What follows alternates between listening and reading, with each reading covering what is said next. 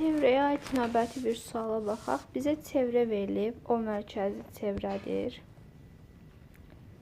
Mərkəz qeyd edək. O mərkəzlidir. Burada deyir ki, AB toxunandır və AC kəsəndir. Yəni toxunan seçək və bir dənə də kəsən seçək. Toxunan biraz uzadım.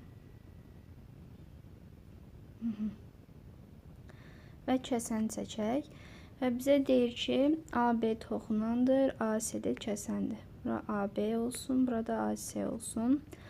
AD burada olsun. Deyir AD DC'nin yarısıdır. Görürük ki, burada DO da OC'də radiusdur. Yəni bura R, bura R. DC 2R'dir. Və deyir ki, AD də DC'nin yarısıdır. Yəni burada R'dir. İndi biz burada B ilə onu birləşdirək.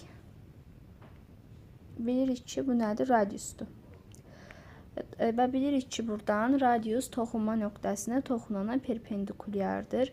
Və biz burada nə görürük? 2R, R.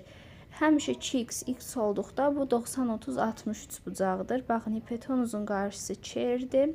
Deməli, 30'un qarşısı R'dir. Və burada 60 dərəcədir. Bura 60'dırsa qonşu bucaqdan, baxın, buranı 120 taparıq. Və bilirik ki, 2 radiusun əmələ gətirdiyi bucaq mərkəzi bucaqdır.